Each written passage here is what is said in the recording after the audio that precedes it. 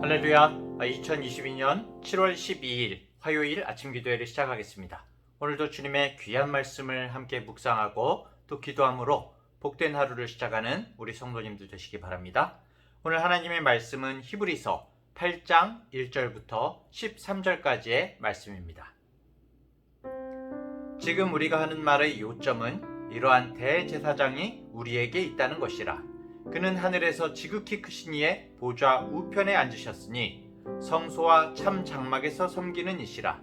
이 장막은 주께서 세우신 것이요 사람이 세운 것이 아니니라. 대제사장마다 예물과 제사 드림을 위하여 세운 자니 그러므로 그도 무엇인가 드릴 것이 있어야 할지니라. 예수께서 만일 땅에 계셨더라면 제사장이 되지 아니하셨을 것이니 이는 율법을 따라 예물을 드리는 제사장이 있음이라. 그들이 섬기는 것은 하늘에 있는 것의 모형과 그림자라. 모세가 장막을 지으려 할 때 지시하심을 얻음과 같으니 이르시되 삼가 모든 것을 산에서 네게 보이던 본을 따라 지으라 하셨느니라. 그러나 이제 그는 더 아름다운 직분을 얻으셨으니 그는 더 좋은 약속으로 세우신 더 좋은 언약의 중보자시라. 저 첫 언약이 무흠하였더라면 둘째 것을 요구할 일이 없었으려니와 그들의 잘못을 지적하여 말씀하시되 주께서 이르시되 볼지어다 날이 이르리니 내가 이스라엘 집과 유다 집과 더불어 새 언약을 맺으리라. 또 주께서 이르시기를 이 언약은 내가 그들의 열조의 손을 잡고 애굽 땅에서 인도하여 내던 날에 그들과 맺은 언약과 같지 아니하도다. 그들은 내 언약 안에 머물러 있지 아니하므로 내가 그들을 돌보지 아니하였노라. 또 주께서 이르시되 그 날 후에 내가 이스라엘 집과 맺을 언약은 이것이니 내 법을 그들의 생각에 두고 그들의 마음에 이것을 기록하리라. 나는 그들에게 하나님이 되고 그들은 내게 백성이 되리라. 또 각각 자기 나라 사람과 각각 자기 형제를 가르쳐 이르기를 주를 알라 하지 아니할 것은 그들이 작은 자로부터 큰 자까지 다 나를 알미라. 내가 그들의 불의를 긍휼히 여기고 그들의 죄를 다시 기억하지 아니하리라 하셨느니라. 새 언약이라 말씀하셨음에 첫 것은 낡아지게 하신 것이니 낡아지고 쇠하는 것은 없어져 가는 것이니라. 아멘. 매일매일이 만만치가 않습니다. 그렇죠? 어제도 그랬고 오늘도 우리 인생에는 힘들고 어려운 순간이 계속 닥쳐오고 있죠.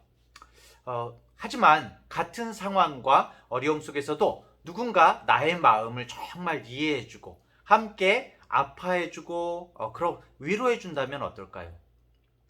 정말 큰 힘이 되겠죠? 그런데 그 위로자가 보통의 일반인이 아니라 좀 더 특별한 사람이라면 어떨까요? 가끔 TV를 통해서 불치병을 앓고 있거나 아주 무서운 사고를 겪은 사람들에게 유명한 가수나 운동선수가 찾아가서 위로하고 또 이야기를 나누는 모습을 보게 됩니다. 너무나 유명하고 바쁜 사람이 그쵸? 자신을 위로하러 만사를 제쳐두고 찾아왔다면 그 위로는 정말 인생을 통틀어서 잊지 못할 아주 행복한 그런 사건이 되겠죠. 그런데 오늘 히브리서 기자는 우리에게 BTS나 손흥민이나 대통령 정도가 아니라 어마어마한 분이 우리를 찾아왔다라고 그렇게 말하고 있습니다. 1절을 볼까요? 지금 우리가 하는 말의 요점은 이러한 대제사장이 우리에게 있다는 것이라. 그는 하늘에서 지극히 크신 이의 보좌 우편에 앉으셨으니. 이러한 대제사장이 누구입니까? 히브리서 1장부터 7장까지 누누이 설명한 바로 예수 그리스도를 말하는 거죠.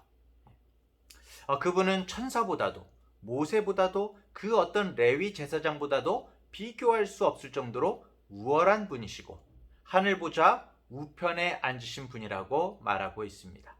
즉 예수님은 세상에서 유일무이하신 대제사장이시면서 동시에 온 세상을 통치하시는 왕이십니다. 그런데 바로 그 대제사장이시고 왕이신 그분이 우리와 함께 계시다는 것입니다. 온 세상의 왕이신 주님께서 오로지 그분의 백성인 그리스도인들에게, 더 나아가서 저와 우리 성도님들에게 시선을 고정하고 있다는 것이죠. 우리는 바로 주님 앞에 있습니다. 계속해서 히브리서 기자는 독자들의 이해를 돕기 위해서 일반적인 대제사장과 또 예수 그리스도를 비교하면서 설명을 하고 있는데요. 대제사장은 이 땅의 성소에서 짐승으로 제사를 드렸죠. 성소는 사람이 세운 것이기 때문에 언젠가는 무너질 수 있었고 또 재물도 불완전한 것이었습니다. 실제로 AD 70년에 모든 예루살렘의 성전이 완전히 돌 하나도 돌 위에 남지 않고 무너지고 통곡의 벽 하나가 달랑 남았죠. 이 땅의 성소는 결국은 없어지는 것입니다. 하지만 예수 그리스도께서 대제사장으로 돌보시는 곳은 어디입니까? 바로 영원한 하늘의 성소이죠. 게다가 완전한 제물을 올리는 대제사장이시죠. 예수님께서는 주님이 준비하신 제물은 불완전한 짐승이 아니라 바로 자기 자신, 하나님 자신을 드리신 것이죠. 3절에서 드림이라고 번역된 말은 단 한 번의 드리는 동작을 말하고 있습니다. 이 땅의 대제사장들이 반복적으로 제사를 드린 것과 달리 예수 그리스도께서는 완전한 제물로 단 한 번의 완전한 제사를 드리셨기 때문에 이젠 속죄를 위한 또 다른 제사가 필요 없어진 것이죠. 예수님의 중보의 제사는 시간과 공간의 지배를 받는 이 땅에서 이루어지는 것이 아니라 온 우주적인 영역에서 이루어졌음을 강조하고 있습니다. 그래서 그리스도께서 드린 제사만이 하나님과 사람 간의 진정한 화목을 가능케 할 수 있고 또 그 중보의 효과가 영원할 수 있도록 주님의 사역은 땅에서가 아니라 하늘 보좌 우편에서 이루어지는 것이라고 말하고 있는 것입니다. 계속해서 5절에서 보면 5절에서 히브리서 기자는 오늘은 보면은 이 구약의 말씀들을 많이 인용하고 있거든요. 출애굽기 25장 40절의 말씀을 인용하고 있는데요. 모세가 지은 장막이 철저하게 하나님의 지시에 의해서 세워졌음을 말하고 있습니다. 이 말이 무슨 말이냐면은 이 땅 가운데 세워진 모세의 장막은 이 성전이라는 것은 진짜 장막이 아니라 진짜의 모형과 그림자에 불과하다는 것입니다. 진짜 장막은 하늘에 있는 것이고 이스라엘 백성들은 그것의 그림자인 이 땅의 장막을 만들고 그 그림자를 지켜왔다는 것입니다. 결국 이 땅에서 이루어지는 제사, 모든 율법의 요구들은 진짜 본질이 아니라는 것이죠.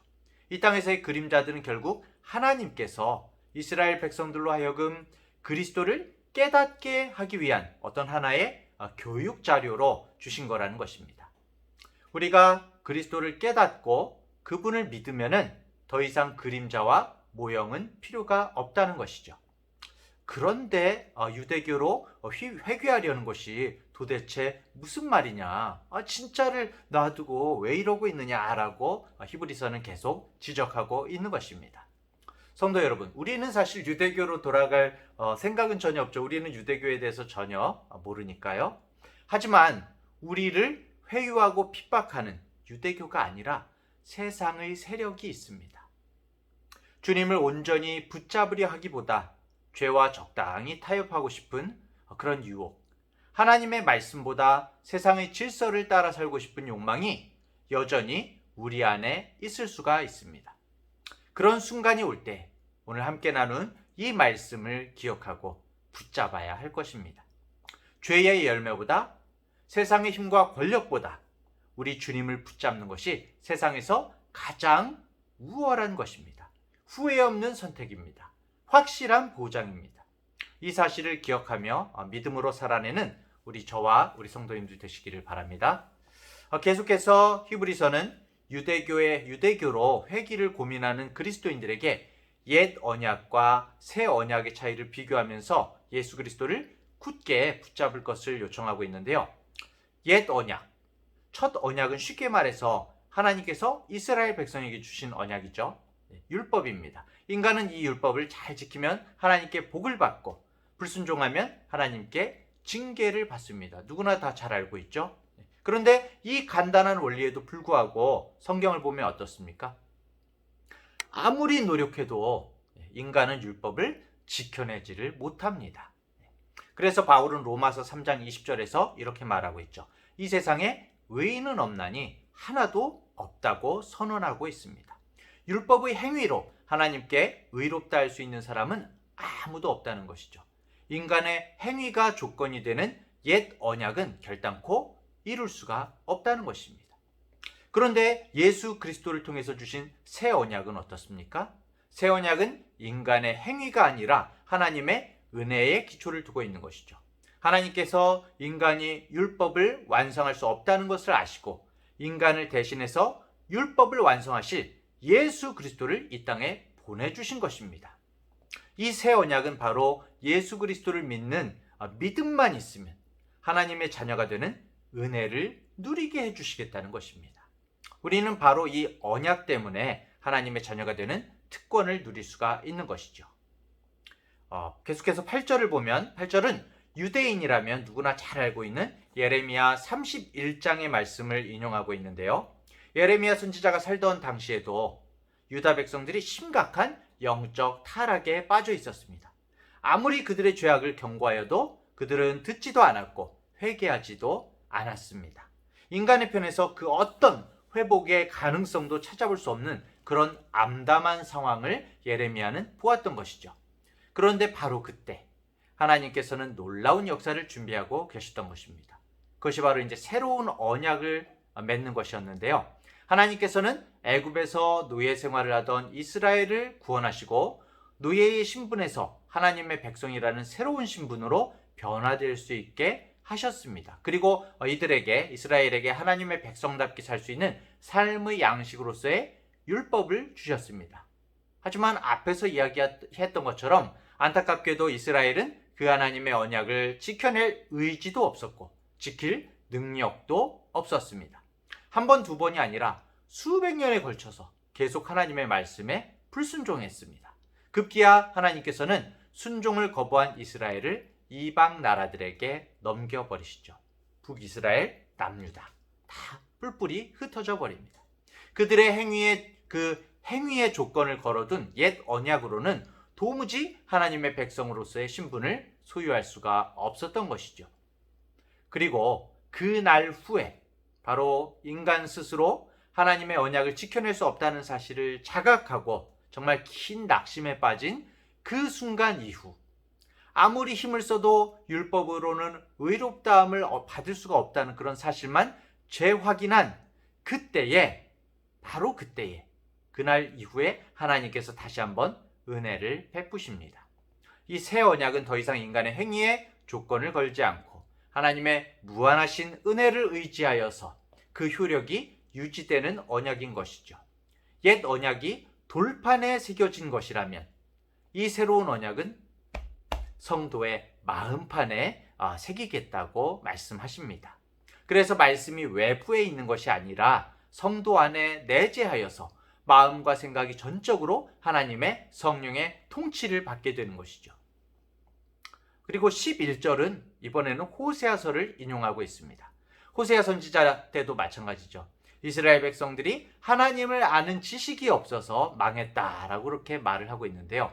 하나님을 알려면 하나님께 가까이 나아가야 합니다. 그렇죠? 구약시대 사람들은 하나님께 가까이 나아가기 위해서 속죄의 제사를 드려야 했습니다. 그러다가 정결하지 못한 상태로 하나님께 다가가면 어떻습니까? 죽임을 당하기도 했죠. 반면에 새 언약의 시대 어떻습니까?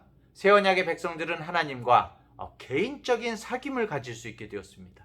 이제 하나님께 나아가는 것뿐만이 아니라 하나님께 마음으로 기도할 수 있고 대화할 수 있게 된 것입니다.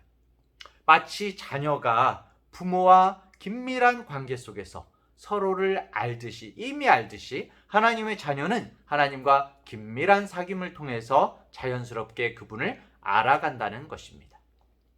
그리고 이 모든 것이 완전하고 영원한 단번의 제사를 드리신 예수 그리스도의 공로 때문에 가능한 일이라는 것이죠. 새 언약의 시대에는 하나님의 의를 얻은 구별된 백성이 되기 때문에 결코 정죄함이 없습니다. 예수 그리스도를 믿는 믿음으로 하나님께 회개하여서 나아가기만 하면 긍휼히 여기시고 용서해 주십니다. 심지어 우리가 지은 죄를 아예 기억조차 하지 않겠다고 말씀하십니다. 왜 그럴까요? 새 언약의 중보자는, 이 중보자 되시는 예수 그리스도, 그분의 보혈이 완전하기 때문입니다. 완전한 제물 되신 예수 그리스도. 사랑하는 대학교의 성도 여러분, 우리는 지금 새 언약의 시대를 살아가고 있습니다. 이제 우리는 율법을 지켜서 하나님 앞에 의롭다 칭함받지 않습니다.